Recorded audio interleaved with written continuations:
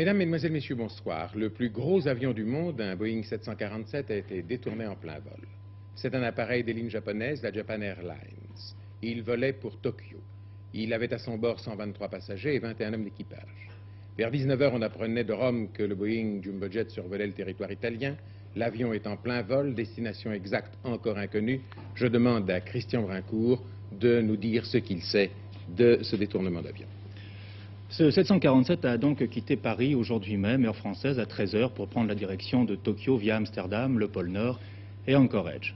L'avion s'est posé normalement cet après-midi à Amsterdam, où il a embarqué 5 passagers, puis il a repris son vol à 15 h 28 en direction d'Anchorage en Alaska. 123 passagers dont un enfant se trouvent à bord, dont 113 Japonais qui rentrent chez eux et 10 Européens. C'est environ 45 minutes après avoir quitté Amsterdam que 3 individus, dont on ne sait rien pour l'instant, sinon qu'ils appartiennent au mouvement palestinien El Fatah, se sont emparés de l'avion en déclarant au pilote, le capitaine Komura, de faire demi-tour.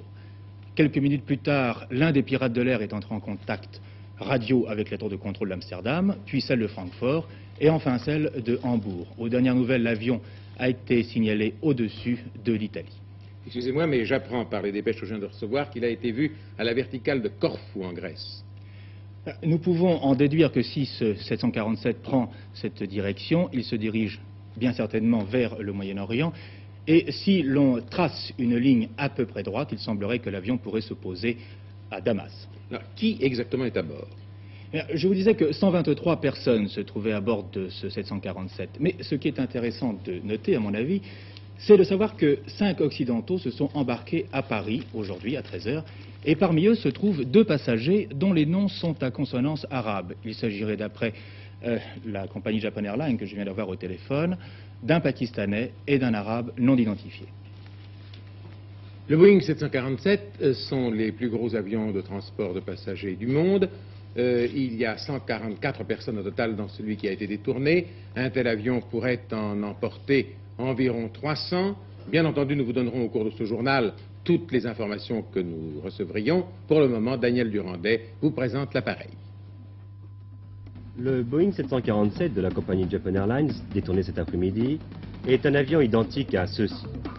Le Boeing 747 est le plus gros quadriréacteur long courrier actuellement en service dans le monde. Mis en service commercial à la fin 69, le Boeing 747 est un avion géant. 20 mètres de hauteur, équivalent à un immeuble de 6 étages. 70 mètres de longueur, 20 mètres d'envergure. Au décollage, un Boeing 747 pèse plus de 300 tonnes. Il peut emporter 350 passagers en version compagnie, près de 500 en version charter. Sa vitesse est de 950 km/h pour un rayon d'action de 7000 km. Enfin, il faut savoir qu'un Boeing 747 coûte 150 millions de francs lourds, le prix de 3 caravanes. En attendant d'avoir des informations sur le détournement du Boeing 747 japonais, nous passons à la suite de notre journal. Tour de France, un exploit aujourd'hui. Au sommet du Puy-de-Dôme, Louis Ocaña a gagné la 18e étape, mettant son point d'honneur à consolider son maillot jaune et à battre dans un style extrêmement efficace, dans l'ordre Van Impe, Thévenet et Fuente, ce dernier perdant 14 secondes sur le jeune Français. Louis Ocaña a démontré aujourd'hui son indiscutable supériorité, et cette indiscutable supériorité devrait, si le destin ne lui est pas contraire, lui permettre d'arriver dans 3 jours en vainqueur à Paris. Nous le lui souhaitons en tout cas. Il mérite de remporter son tour.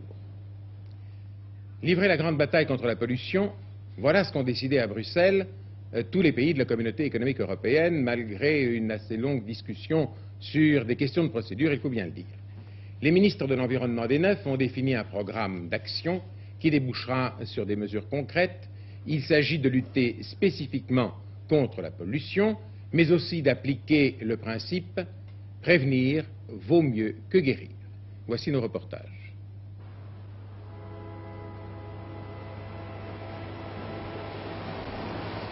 Pour guérir l'Europe de l'asphyxie qui la guette, du bruit qui la rend malade, les 9 ont opté pour l'action. D'abord, ils ont décidé d'abaisser le niveau sonore de certains véhicules, notamment des camions. Ils ont décidé aussi de travailler ensemble pour trouver des matériaux nouveaux de protection contre le bruit, pour mettre au point des techniques nouvelles qui permettront de préserver les habitants des villes de la fumée et de l'assourdissement. Des experts vont être chargés de fixer les normes maximales de teneur en plomb, en mercure ou en germes nocifs dans les eaux des rivières. L'emploi des insecticides sera plus rigoureusement contrôlé dans chaque pays de la communauté. Et, chose extrêmement importante, les pays du marché commun devront renoncer à l'exploitation des ressources naturelles entraînant des dommages graves pour le milieu écologique. Les pollueurs paieront, où qu'ils soient et d'où qu'ils viennent. La guerre aux responsables de marées noires sera sans merci. Bien sûr, il sera tenu compte des impératifs économiques et de développement, mais par exemple la société italienne Montedison, qui comme beaucoup d'autres en Europe déverse les boues rouges au large de la Corse, devra trouver un système de recyclage du dioxyde de titane. De cela aussi, il a été question à Bruxelles. Nous avons cherché le moyen de faire en sorte que désormais ceux qui produisent le dioxyde de titane soient soumis à des réglementations contraignantes dans le cadre communautaire. Il est bien certain que si ce problème a été soulevé à Bruxelles, c'est parce qu'il y avait des raisons qui sont actuelles. On a coutume de dire que le monde va à la catastrophe. Mais est-ce que vous pensez donc que cette conférence de Bruxelles est peut-être un moyen de stopper un petit peu cette course? Écoutez, c'est une chose à laquelle il faut répondre sérieusement. Je sais bien que ça fait longtemps qu'on dit que le monde court à la catastrophe. Vous vous souvenez de les terreurs de l'an 1000, il y a 1000 ans. Mais aujourd'hui, ce qui rend le problème très sérieux, c'est que la civilisation industrielle paraît menacée de submerger le monde sous ses déchets. Alors, je ne suis pas aussi pessimiste, je ne crois pas pour ma part à l'apocalypse, parce que je crois que le génie humain est très inventif, il l'a bien prouvé. Qui pensait il y a 50 ans que les cimenteries pourraient être dépolluées à 99,5% et des poussières, sans plaisanter.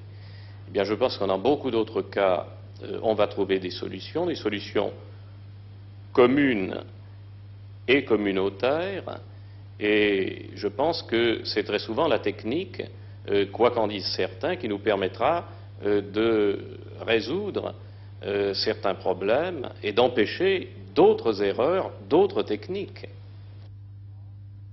La conférence de Bruxelles est plus qu'une prise de conscience, elle est un premier pas vers la sagesse. Notre monde en a bien besoin. En Corse, deux motifs sérieux de préoccupation aujourd'hui. D'une part, les incendies de forêt dont nous vous parlerons dans un instant. D'autre part, l'accident d'un cargo-ferry dans le port d'Ajaccio. Il s'agit du Carnoul ou Carnoules, C-A-R-N-O-U-L-E-S en tout cas, 500 tonneaux qui, pendant les opérations de déchargement de fret, a brusquement pris de la gîte et en quelques minutes il a chaviré et coulé. Fort heureusement, il n'y a pas eu de victimes. Voici les images qui nous parviennent de cet accident. Ce matin, un accident assez exceptionnel s'est produit dans le port de commerce d'Ajaccio. Le cargo-ferry Carnoul s'est couché sur tribord le long du quai. Il n'y a pas eu de victime. Le commandant du Carnoul raconte les circonstances de cet accident. Nous avions accosté vers 7 h du matin et on finissait de débarquer la dernière remorque du garage. Au débarquement de cette remorque, le navire a pris un peu de gîte. L'eau a pénétré à l'intérieur du garage par la porte. La porte latérale. La porte latérale. Et nous avons essayé de refermer la porte, mais nous n'y sommes pas parvenus. À ce moment-là, tout est allé très très vite. L'eau a pénétré de plus en plus rapidement. Et le navire, en quelques minutes, s'est couché sur le quai. Ce cargo, bien entendu, marche au fioul léger, je crois. Monsieur Alberti, vous êtes le directeur de la protection civile. Est-ce qu'il y a des risques de pollution du fait de ce fioul? Eh bien, en principe, d'après ce que nous ont dit les techniciens, les risques de pollution sont quand même assez légers parce qu'il s'agit justement de fioul léger qui n'est pas un produit vraiment polluant. Par conséquent, même s'il se répandait à la surface de l'eau, il formerait une pellicule très légère qui peut se résorber par simple évaporation, et donc il n'a pas besoin d'être traité par produits anti-pollution. Une enquête est en cours pour déterminer les causes exactes de cet accident qui, rappelons-le, n'a pas fait de victime. Enfin, précisons que les travaux de renflouement dureront environ 1 mois. Alors d'autre part, toujours en Corse, les incendies de forêt qui se sont déclarés et propagés depuis hier. 4000 hectares de forêt, maquis et cultures avaient été atteints. On a compté près d'une vingtaine de foyers. Des avions Canadair et une action énergique au sol ont réussi, semble-t-il, à limiter les dégâts. C'est grâce à l'action du matériel mis en œuvre et à la qualité des hommes que la Corse ce soir peut respirer. Une véritable catastrophe a été en effet évitée de justesse. Le bilan est néanmoins très lourd. 5000 hectares de forêt, maquis et cultures ont été anéantis par l'incendie. La zone la plus touchée est le nord de la Corse. L'incendie le plus grave était aux portes de Bastia, 2000 hectares détruits. Des villages comme Barcadge ont été environnés par les flammes et un instant, on a pu craindre le pire. Le village de Sermano, entouré par 300 hectares de maquis en flammes, a même dû être évacué. 19 foyers ont été ainsi dénombrés au cours de la journée d'hier, au centre et au nord de l'île. 2 régions touchées particulièrement, la région de Bastia, le Cap Corse et le centre. Le vent violent et la chaleur ont contribué, à n'en pas douter, à l'extension du feu. Dans la matinée, la situation s'est nettement améliorée. Un seul foyer restait préoccupant, Casta, entre Île-Rousse et Saint-Florent. Ce soir, tout est apparemment terminé. Les sauveteurs engagent une véritable course contre la montre pour noyer définitivement les derniers foyers, car pour demain, les risques restent encore grands. Venons-en à la tragédie de l'autocar belge qui s'est produite avant-hier. Les parents des victimes sont arrivés à Grenoble à bord d'un avion militaire belge venant de Bruxelles et ont été transférés à la chapelle ardente dressée à l'hôpital pour la pénible obligation de la reconnaissance des corps. Le président Georges Pompidou a câblé un message de condoléances au roi Baudouin, disant sa consternation et priant le roi de transmettre sa profonde sympathie aux familles des victimes. Quant à l'enquête sur les causes de l'accident, elle se poursuit.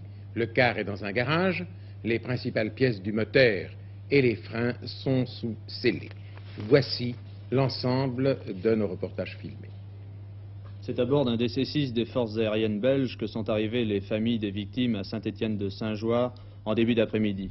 Elles étaient accompagnées par le directeur de cabinet du ministre de l'Intérieur belge, visiblement très ému.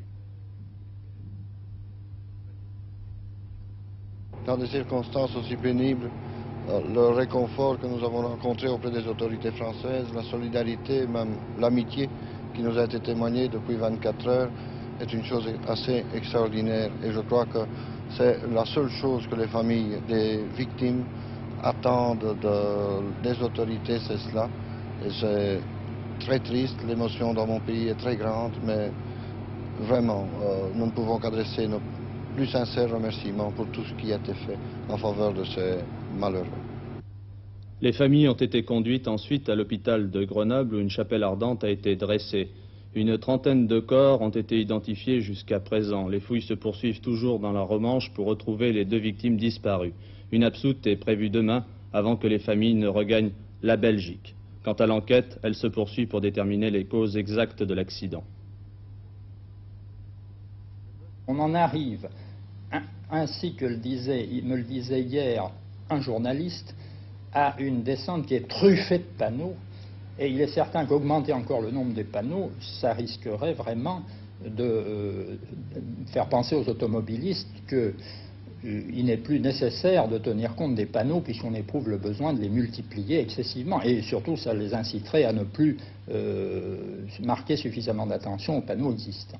Le problème de fond, en réalité, le seul qui se pose, c'est de savoir s'il est possible de ramener la pente de la rampe de la Fraye à une pente normale en région de montagne, c'est-à-dire 5 à 6%. Il faudrait pour cela construire une route entièrement nouvelle qui doublerait sensiblement sa longueur, qui serait donc portée à une quinzaine de kilomètres, d'où un allongement de parcours de l'ordre de 7 kilomètres, qui découragerait bien évidemment les automobilistes qui, à ce moment, utiliserait un autre itinéraire, comme celui, par exemple, constitué par le CD 529 dont je parlais tout à l'heure. La sinuosité et la déclivité exceptionnelle de la route ont donc contraint le conducteur à utiliser au maximum ses freins. Le directeur technique d'une importante fabrique de freins nous a expliqué sur une maquette comment fonctionne le circuit de freinage d'un poids lourd. Lorsque le conducteur appuie sur la pédale de frein, l'air est prélevé dans les réservoirs que vous voyez. Le premier d'entre eux, par l'intermédiaire du robinet, alimente le circuit des freins avant. Le second réservoir, indépendant du premier, par l'intermédiaire du robinet également, alimente les freins arrière. Et pour le cas où le conducteur ne pourrait pas agir sur la pédale de frein destinée au freinage courant, il dispose d'un troisième réservoir, indépendant également, et d'un robinet que vous voyez ici, et qui lui permet d'envoyer l'air comprimé sur les freins arrière du véhicule. Au bas d'une côte de 7 km à 12%, que peut-il se passer? Eh bien, il peut y avoir un échauffement des garnitures de frein et des tambours, et dans ce cas, l'efficacité de l'organe de freinage, proprement dit, est considérablement diminuée. Je crois que ce risque est d'ailleurs connu, puisqu'une législation européenne va bientôt sortir. Oui, effectivement, et dans cette législation, il est prévu qu'un essai sera fait au cours duquel on constatera que l'échauffement des freins sur une descente type n'est pas excessif et que le véhicule conserve une efficacité suffisante. Tous les poids lourds testés obligatoirement sur une longue et forte pente, une législation qui permettra peut-être d'éviter que ne se reproduise le drame de Visille. Dépêche concernant le Boeing japonais détourné de Beyrouth, une dépêche d'Associated Press disant que El Fatah nie être l'auteur du détournement. Par contre, une deuxième dépêche vient de tomber à l'instant. Elle est datée de Rome, car les pirates qui ont détourné ce 747 ont fait savoir qu'ils appartenaient à l'armée rouge japonaise et agissaient au nom du peuple palestinien. Ceci nous ramène quelques mois en arrière. Souvenez-vous de ces 3 kamikazes qui avaient ouvert le feu sur les passagers à l'aéroport de Lod à Tel Aviv et qui agissaient, sans le leur dire, au nom du peuple palestinien. Relations internationales, le voyage de messieurs Messmer et Jobert, eh bien, après les 2 journées passées à Budapest, un communiqué commun franco-hongrois fait état de l'accord pour développer la coopération dans tous les domaines. Aujourd'hui, les ministres sont en Bulgarie où M. Todorov, président du Conseil bulgare, a accueilli ses hôtes à leur arrivée avant de dire au déjeuner « L'Europe se trouve au seuil d'une nouvelle ère de paix dont les peuples du vieux continent rêvent depuis des siècles. » C'est dans ce climat que la Bulgarie veut développer ses échanges avec la France. Je passe l'antenne à nos envoyés spéciaux. Bonjour, Monsieur le Président. Bienvenue en Bulgarie. Nous sommes très heureux de vous accueillir en Bulgarie. Je suis très heureux d'être ici. Bonjour, Monsieur Jobert, ministre des Affaires étrangères.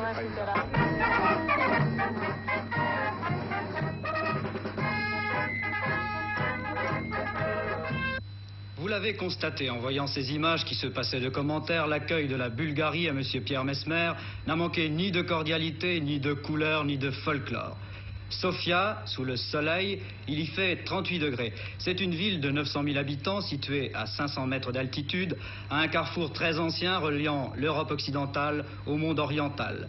Sofia a reçu M. Messmer de façon détendue et bienveillante. Il faut savoir que si les échanges commerciaux entre la France et la Bulgarie ont nettement à augmenter pour être satisfaisants, la présence de la langue française en Bulgarie est florissante. C'est la première langue étrangère dans les écoles et les lycées, la langue à option après le russe. Cette première journée bulgare, après l'installation du Premier ministre à la résidence de Vrana, a commencé de façon très solennelle par un dépôt de gerbes au tombeau du soldat inconnu, qui est aussi le monument de la résistance. Grand déjeuner ensuite, offert par M. Todorov à l'hôtel Sofia, une occasion aussi, à la faveur des toasts, de parler politique. Un dialogue multiple a pu s'établir, qui n'était pas un dialogue entre des blocs. La première phase de la conférence a confirmé cette constatation. Et il est permis de penser que les experts qui se réuniront dans quelques semaines à Genève poursuivront dans le même esprit la tâche entreprise. De quoi s'agit-il en effet? De parler, diront les sceptiques. Déjà, ce ne serait pas négligeable. Si l'on se souvient des invectives de la guerre froide, il n'y a pas si longtemps, et des difficultés inhérentes à la période qui lui a succédé. Les entretiens entre messieurs Todorov et Mesmer se sont poursuivis dans l'après-midi. Il n'y a bien entendu pas d'ordre du jour précis entre les deux délégations. Il est question des relations bilatérales, objectif principal, réactiver les échanges commerciaux, relancer les relations économiques. La France vient au 3e rang des partenaires occidentaux de la Bulgarie, après l'Allemagne, après l'Italie. Mais il est question aussi, bien sûr, de politique mondiale et en particulier de l'analyse des résultats de la première phase de la conférence d'Helsinki sur la sécurité et la coopération en Europe. Ces discussions sont une excellente occasion de nouer le dialogue 2 à 2 en évitant le dialogue de bloc à bloc, la négociation entre l'Est et l'Ouest d'un seul tenant, comme ne le souhaite pas la France. La Bulgarie est une alliée fidèle de l'Union soviétique. Mais au-delà des différences de système, il y a, entre Paris et Sofia, les atomes crochus, un sentiment diffus mais certain de sympathie. Et ce sentiment de sympathie, précisément, rend prometteur ces entretiens d'aujourd'hui et de demain en Bulgarie. Nos écrivains et nos poètes, Voltaire, Lamartine, Victor Hugo, ont aimé et ont chanté la Bulgarie, et notamment les rives de la mer Noire. Nous irons précisément demain avec le Premier ministre, M. Pierre Messmer. Mais les journalistes n'auront guère le temps d'employer leur maillot de bain. Il s'agit d'un voyage à 100 à l'heure et la détente ici n'est employée qu'au sens politique du terme. Sofia, 24 heures sur la une, à vous Paris. Eh bien, à Sofia, Gérard Saint-Paul paraissait particulièrement jeune et en forme. Le Bureau national des radicaux de gauche vient d'accepter la demande de réintégration de M. Michel Soulier, ancien ministre, qui a tout récemment rompu avec le parti radical que préside M. Servan-Schreiber. Cette décision intervient au lendemain de vives critiques à l'encontre de M. Servan-Schreiber, faites par une autre personnalité radicale, M. Étienne Dailly, sénateur de Seine-et-Marne, vice-président du Sénat, et qui s'est mis en congé du parti de la place de Valois. À propos de cette évolution, M. Robert Fabre, président des radicaux de gauche, a donné aujourd'hui une conférence de presse à laquelle assistait Jean Cosec.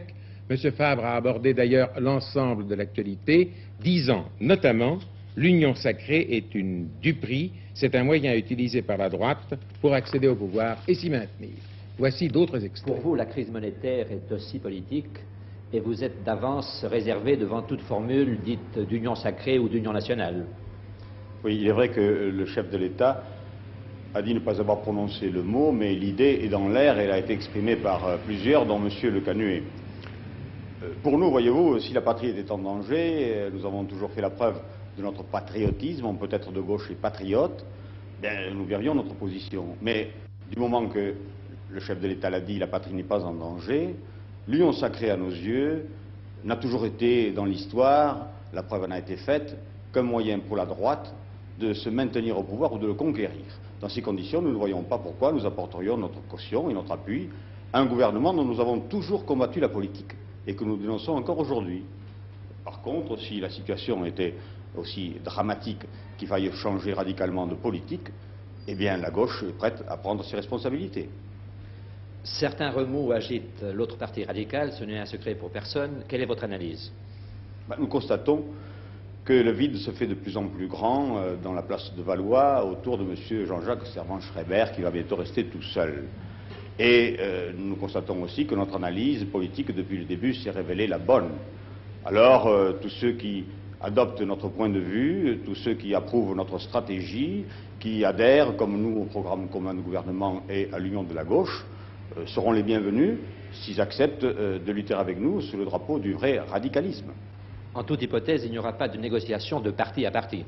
Absolument pas. Viennent chez nous et sollicitent leur adhésion ceux qui partagent nos vues.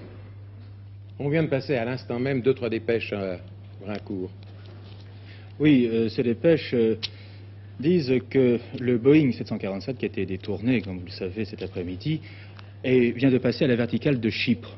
Donc il est fort possible que cet avion se pose d'ici 1 heure ou 2 à Damas. J'en viens aux affaires françaises. Dans un communiqué, M. Charbonnel, ministre du Développement industriel, fait le point de la situation chez LIP. Il rappelle que si les pouvoirs publics s'estiment concernés par cette affaire, ils ne sont en rien responsables de la situation et de la gestion passée et présente de l'entreprise. À l'heure actuelle, indique M. Charbonnel, le syndic nommé par le tribunal de Besançon s'efforce de faire l'inventaire des moyens disponibles et de préciser les conditions nécessaires à une reprise de la production. Pour l'heure, le principe de la séparation des pouvoirs m'interdit évidemment, dit M. Charbonnel, de m'immiscer dans le déroulement de cette procédure réglementaire. Dans le Pacifique, le début de la campagne nucléaire française est toujours fonction des conditions atmosphériques. On est dans l'attente de vents favorables. Il semble que le jour du tir doive être dimanche. Il y a 48 heures, la marine française avait fait remorquer le bâtiment Free, qui est un bateau civil. Aujourd'hui, c'est une frégate néo-zélandaise Otago qui se trouve dans la zone interdite. Et comme il s'agit d'un bâtiment néo-zélandais militaire, la marine française n'intervient pas.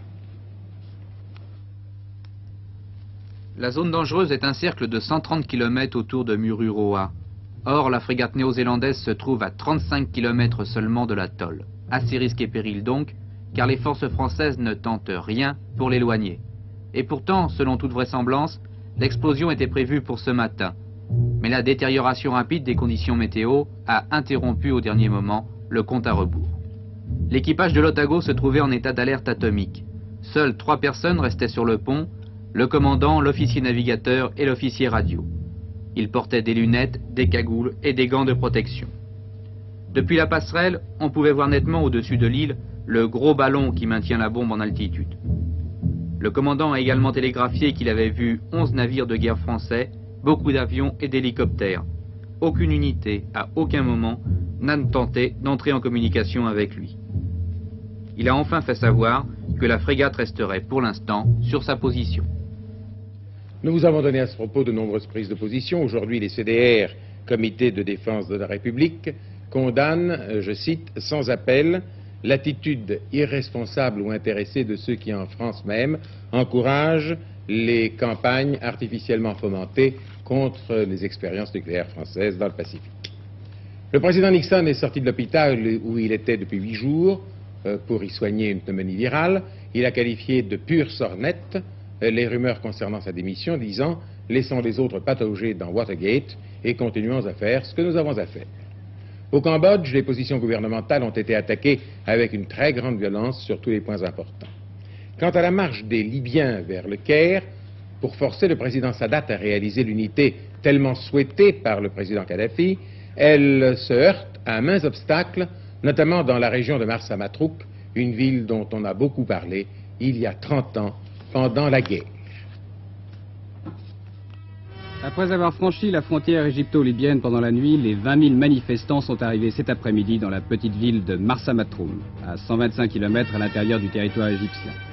Les 5 000 autocars, camions et voitures arborant des portraits de Gamal Abdel Nasser et du colonel Kadhafi ont facilement débordé la centaine d'hommes envoyés par les autorités égyptiennes pour leur barrer la route. Un congrès de l'Union socialiste arabe devait se tenir à Marsa Matroum. Une immense tente avait même été dressée à cette intention, mais le cortège, long d'une dizaine de kilomètres, a continué sa route vers le Caire, malgré l'opposition formelle des Égyptiens. Ceux-ci auraient même fait sauter la route à 70 km de la ville pour bloquer la manifestation. La manifestation continue donc malgré l'opposition des ministres égyptiens réunis hier en séance extraordinaire. Dans l'après-midi, le projet de fusion entre les deux pays était rendu public. Celui-ci prévoit l'organisation d'un référendum le 1er septembre prochain sur la volonté d'union des populations, mais aucune date n'a encore été fixée pour l'adoption de mesures concrètes comme l'établissement d'une constitution commune ou la désignation d'un chef d'État. En fait, les entretiens du colonel Kadhafi et du président égyptien Anwar el-Sadat au début du mois, au Caire, se sont soldés par un demi-échec. Demi-échec dû en grande part aux réticences du chef d'État égyptien, d'ailleurs soutenu par son opinion publique.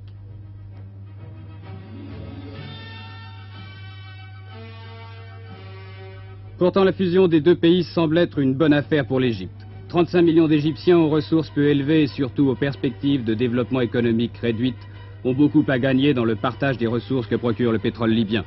1,5 milliard de dollars par an pour une population de 2 millions d'habitants. Cette union des deux pays, Muammar el-Kadhafi en a été le principal artisan, mais paradoxalement, il en est aussi le principal obstacle. Le chef d'État libyen souhaite que la fusion se fasse le plus tôt possible. Les atouts qu'il a en main actuellement, il ne les aura peut-être plus dans quelques années. Les nappes de pétrole ne sont pas inépuisables et dans les 10 ans à venir, il faut que l'économie libyenne puisse se passer des ressources pétrolières pour transformer ce pays presque désertique. Il faut des écoles, des usines, des routes, et si pour les construire l'argent ne manque pas, ce sont les hommes qui font défaut. Cette main-d'œuvre, spécialisée ou non, le colonel Kadhafi espère que l'Égypte la lui fournira. Mais le chef d'État libyen a d'autres ambitions politiques, celles-là. Partisan d'une union arabe économiquement et politiquement indépendante des grandes puissances, il réfute la diplomatie hésitante que pratique le président Sadat depuis un an et souhaite une remise en question de la société égyptienne trop peu soucieuse des principes de l'islam. Il désire étendre à l'Égypte les grandes lignes de sa révolution culturelle. C'est surtout cette dernière condition qui inquiète les Égyptiens. Eh bien, une dépêche m'apprend que le colonel Kadhafi, pour ne pas être un obstacle à la fusion, a démissionné le 11 juillet. C'est une nouvelle considérable, mais je n'en sais pas plus. Vite Colombe pour les championnats de France d'athlétisme. Claude Médieux, me dit-on, nous attend en direct. Il pleut à Colombe, à vous Claude. Je voudrais vous dire que 3 titres de championne de France ont été décernés déjà cet après-midi. Au 100 mètres haies, victoire de Mademoiselle Marin en 14 secondes devant Réga et André, 14 1 dixième. Au javelot, victoire de Mademoiselle Lambert avec 46 mètres 64. Et au poids, victoire de Mademoiselle Bertimont qui bat le record de France, qui améliore son propre record donc, et qui le porte à 16 mètres 16. Et au départ, pour la deuxième fois, la finale du 100 mètres messieurs. Le vent est violent. Lors des demi-finales, il soufflait défavorablement à une vitesse de 4 mètres, ici Sarteur. Et lors de la deuxième demi-finale, Chauvelot, à une vitesse de 8 mètres secondes. Réchal, Gray, Saint-Gilles. Très bon départ de Chauvelot et surtout de Sarteur qui est à la corde. Sarteur va-t-il être champion de France? Échevin le bat sur la ligne, il me semble. Alors que la pluie redouble et qu'il fait vraiment un temps épouvantable. Voici au ralenti cette finale. Sarteur et Chauvelot sont très bien partis. Réchal également. Et après 30 mètres de course, c'est Échevin qui commence à revenir sur les deux premiers. En haut sur votre écran, Sarteur. Après 50 mètres de course, Échevin semble être en tête. Et il me semble bien que c'est Échevin qui l'emporte en 10 secondes 5 dixièmes. Avec un vent défavorable d'1 mètre 90. Mais Sainte-Rose n'est pas battue. Je crois que c'est une arrivée très serrée. Alors que les officiels et tous les athlètes ont quitté le stade tellement la pluie est violente. Auparavant, Madame Bartel a pu conquérir le titre de championne de France de saut en hauteur avec un bond d'1 mètre 77. Ici Colombe, à vous les studios. J'espère que vous avez votre imperméable ou alors que vous savez nager. N'oubliez pas en tout cas, à 21h30, la télévision des autres, une grande émission d'information qui vous est présentée par François Moreuil et Jacques-Olivier Chattard, la télévision des autres, c'est-à-dire comment les autres voient les événements que nous vous présentons, nous. En somme, comment vous les présentent-ils, eux? Christian Brincourt, rien de nouveau sur le Boeing? Rien de nouveau, l'avion se dirige toujours vers l'Est, c'est-à-dire certainement vers la Syrie. Il a été signalé à 21h30 GMT. C'est-à-dire 20h30 heure de... Voilà. Au-dessus de Chypre, à la verticale de Chypre, actuellement. Il poursuit son vol avec 123 passagers détenus par des pirates de l'air, des ressortissants japonais qui se recommandent de l'armée rouge. 20h30, ça je pense qu'il y a une exagération, il n'est que 20h20, peu importe l'heure d'ailleurs, c'est la route qui importe et ce qui arrivera aux passagers de l'avion, espérons que tout se terminera bien. Mesdames et messieurs, vous aurez d'autres informations à 24 heures dernière. Je vous souhaite une très bonne soirée. Merci.